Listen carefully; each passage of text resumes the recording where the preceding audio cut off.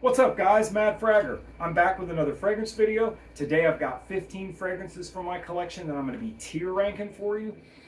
These are all going to be office slash school safe kind of stuff. And by that I do not mean you can only wear these to the office or to school, of course. It just is a general distinction that basically means these are all going to be fragrances that are easy to wear, easy to get along with. You can wear them in most situations, most temperatures, very versatile, kind of like almost signature scent worthy type of stuff. And again, like these are all from my collection and they're all from my rotation. So with the exception of a couple, these are all going to be fragrances that I like, that I wear on a pretty regular basis. So I am going to try to be a little bit more brutal with the ranking here though, even though they're all stuff that I do like. I don't want everything to just end up clumped down here in A and S category. So I'm going to be really kind of like as honest as I can be with these rankings. And we're going to start out with something that's going to be pretty easy right off the bat. And that is going to be this Jo Eau Joe from Belcam Perfumes, and this one is one of those Walmart brands fragrances that you can pick up for about $8 at Walmart. And yes, it is. If you thought this was going to immediately just go into the D tier right off the rip, you're right, because it is. It's nice, it's clean and fresh. The performance is very lacking on this one, as you could probably guess, but it is something that you can have in the collection to throw on really quick to go mow grass or something like that. But definitely I can't see myself putting this any higher than D tier because unless you're just a beginner collecting fragrances, or you know, somebody who doesn't mind reapplying 3 or 4 times a day, this is one that I don't think a lot of people would put much higher than the D slot. So next up, we've got one that I am asked about a lot on my lives. People ask me a lot of times, what's a good school and office safe fragrance? And one of the first ones that I point to is this one, Dylan Blue. This one fits the category perfectly. Not only is it something that's very versatile, but it also has some great personality to it. It's got that kind of an incense, little slight smoky kind of incense in the mid of the fragrance that balances out with everything. And it just comes across with some personality. It comes across, you know, not just another boring blue, right? Like it is a blue fragrance, but it's not a boring one. I feel like this thing has a lot of merit, and I think it deserves some respect. And I'm going to put Dylan Blue in A category. I don't quite think it's S category material, honestly, but I do think that it belongs pretty comfortably in the high A tier. So Dylan Blue, A tier. Next one I've got is Club de Nuit Iconic. Now this is going to be similar to Bleu de Chanel, and all of these Club de Nuit fragrances, in my opinion, have great quality and performance and all those kind of things. This fragrance here, though, is probably the Club de Nuit that I reach for the most. And when I'm looking for this type of profile, this style of fragrance, this is what I reach for most of the time. All that being said, you may be thinking to yourself, well, that's certainly going to go up into like S tier or S category, right? No, I'm going to put this one right here behind Dylan Blue in A tier because, again, I think it's a great fragrance. I think it's a really good anytime wear kind of deal, but I don't think it's quite S tier material. So A tier for Club de Nuit Iconic. Next one. This is another one that's very, very easy to decide. Like it took me about 2 seconds to decide where this was going to go. This one, the Joe, very easily D. This one here, Prada L'Homme, right into the S category. This thing is very classy, very gentlemanly, clean, slightly soapy, like kind of clean, fresh out of the shower vibe here. There's a little bit of iris that's used very nicely in the fragrance that even if you're somebody who's not a big fan of iris, I think you could still get along with this, especially in a daytime kind of like, you know, sense where this fragrance does seem to be, in my opinion, one that's a little bit better for like, you know, casual daytime wear, but it certainly fits the category of office safe, school safe, you know, very, very versatile and easy to get along with. and it's got a lot of class, and I feel like this is a masterpiece. And there's no way I could ever not put this in S tier. This is just an easy choice there. So the next one I've got is another one from Prada, and this one is going to be Prada Luna Rossa, the original Luna Rossa. And this is going to be very similar to Prada L'Homme in the fact that it's a very clean, fresh, soapy kind of style of fragrance, but it does have it does lean a little bit more into the florals, I feel, than this one. I feel like it's just a touch more masculine in a way than this one, but they are very similar fragrances. However, I am going to go ahead on the Prada Luna Rossa. I'm going to go ahead and put it into B category, right in the middle, because I don't feel like it should, be any higher, but I also don't feel like it deserves to be any lower. Performance on this one is going to be a little, not quite as good as what you're going to get from Prada L'Homme, but still really solid performance. And that's why I feel like it's pretty comfortable in that B slot. Next up, we have got Afnan Supremacy Collector's Edition. This is one that I get asked about on my lives probably more than anything else. Every live I get 6-7 people like, hey, what do you think of Collector's Edition? What about Collector's Edition? I am going to say right now, this is probably not going to be a very popular opinion, the rank that I'm going to put this one into, but I thought about it for a while, and I do feel like I would comfortably put this one here into B category, right in the middle. Now, a lot of people would move this up to A, even high A. I feel like there's some people out there that would throw it, just toss it directly into the S tier. But personally, although I think that it's one of the better Aventus-inspired fragrances, and I feel like it does have very solid quality and performance and everything, I still feel like I feel very comfortable with it in B tier, right in the middle. That's just where I feel like, in my opinion, where this one belongs. Again, I don't think everybody's going to agree with that. Oh no, Mad Fragger, what are you doing? Put that in S tier. But I mean, hey, if you guys, I would love for you guys to tell me in the comments if there's a fragrance on this list that you feel like I didn't give it justice, it needs to be higher, or if I put it too high and you're like, no, that stuff's kind of garbage, it should be lower. Definitely let me know in the comments what you think, guys. So the next one that I have is going to be Salvatore Ferragamo Acqua Essenziale Blue. This is a fragrance I don't think gets a whole lot of attention. And again, it's not one that is, popular or anything like that, or, one that's like, so good that like you have to have this in your collection or anything like that. But I will say this is a very good blue fragrance. It's a very good, versatile kind of like, it definitely fits right into the category that we're talking about here today. It is a good choice for something to wear to the office, to school, an everyday reach kind of thing. Performance here is not great, but it's not disappointing. It's going to be kind of like, right in that kind of area where it's just satisfactory. You know what I mean?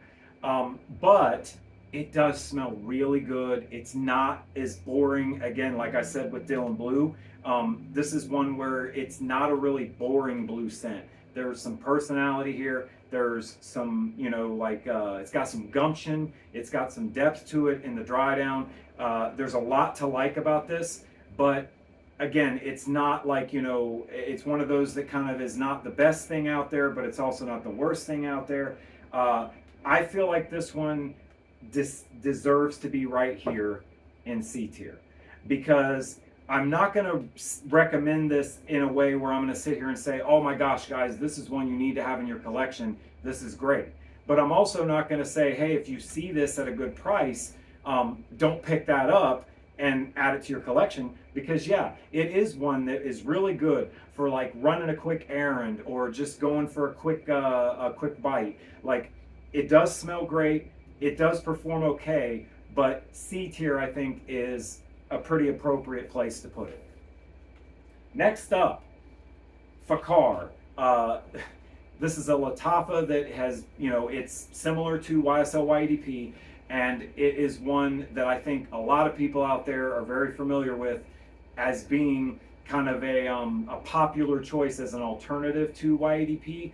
But as time has went on, a lot more choices have, presented themselves in this category of dupes of YEDP. And I think that there's probably stuff out there that's better for a pretty similar price point, although this one does come in at the 20 or sub 20 level. Like I've seen this for like 6, 17, 18 bucks. So for the money, this is a great pickup. It does have decent performance. It does do very well, and though it does a very good job of kind of giving you that YEDP personality, right? Like it does kind of key in on that. But it isn't one of the best ones in my collection. But again, like I said before about Ferragamo, it's not one of the best, but it's not one of the worst. And I'm going to put this one right behind Ferragamo in C category, because I do feel like there's other YEDP dupes out there that are probably better than this. But this is a good solid pickup, and especially it's a good pickup for somebody who doesn't want to, if you don't want to sit there and have like a huge collection, you just want to get a few bottles and you want something solid that you can depend on, that's, you can pick up in a pinch, and it really doesn't matter, like what the situation is. This is a good one to wear, but don't expect a ton of performance out of it. Like, you know what I mean? It's not going to be a really great performer, although it is solid.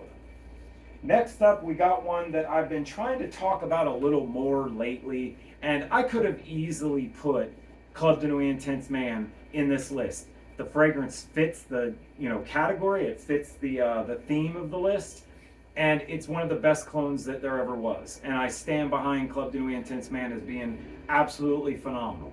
But I wanted to kind of go a different direction and put something else in here besides Intense Man, even though that one is an automatic S.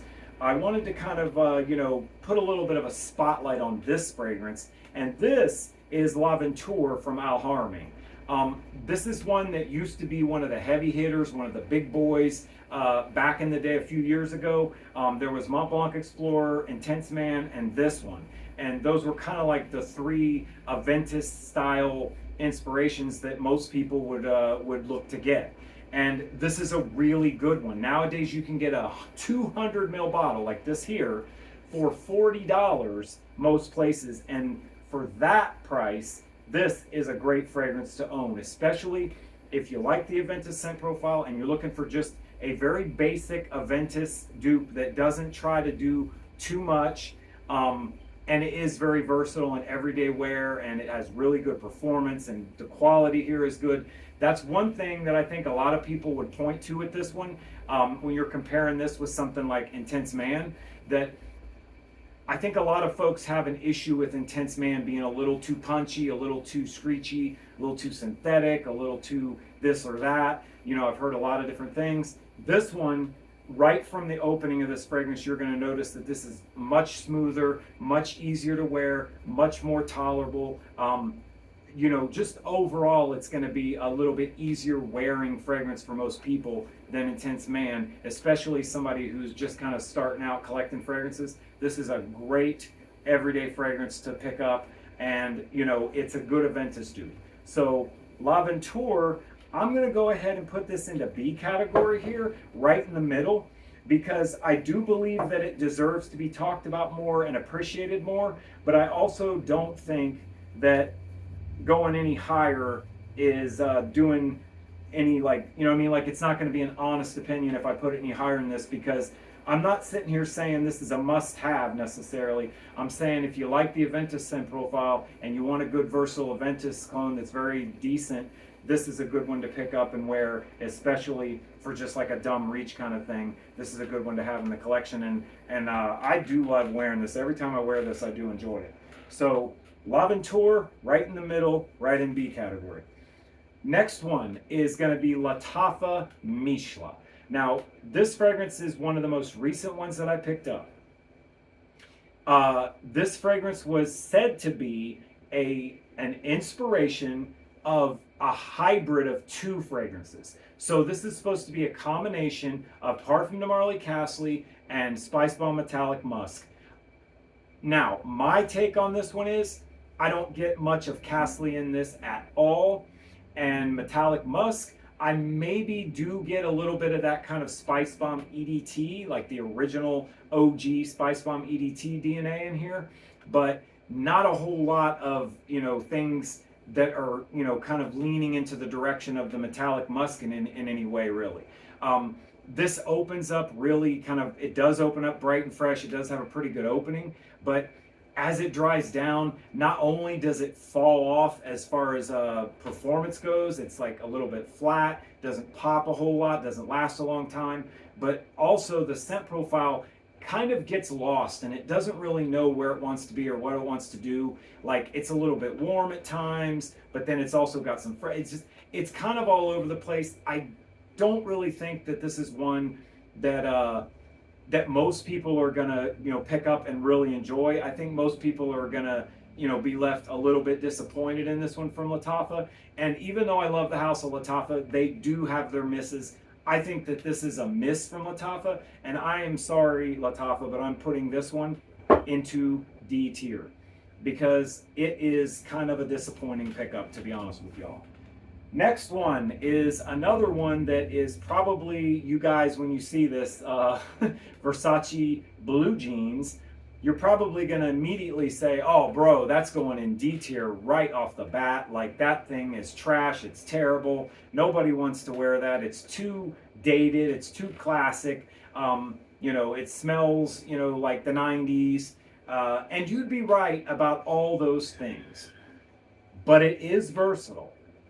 It is one that, if you're talking performance here, it is one that has fairly decent performance. I would say it has about the same performance as something like Fakar. And if the scent profile is something that where you smell this and you think, okay, well, that's not so bad, then I would say this could go into C tier. But if you're one of these people, like a lot of people, that smell this and says, oh my God, I just can't with that. You know what I mean? Like, no. Then immediately it could easily go to D tier.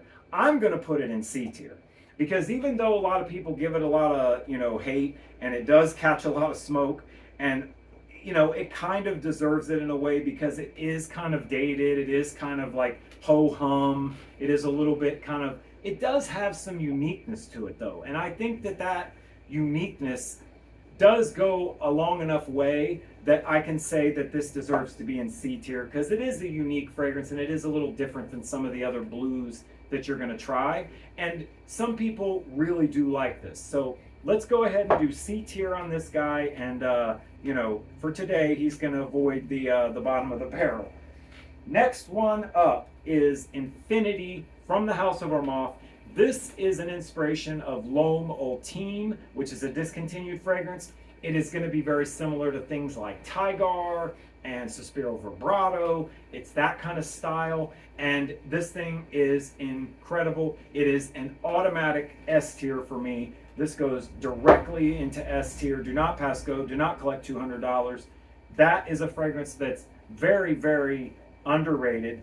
And I wish more people knew how great this really is because it deserves to get hype and it deserves to get attention, but it doesn't. This was released in 2024, so it's not like something that came out a long time ago that everybody missed it.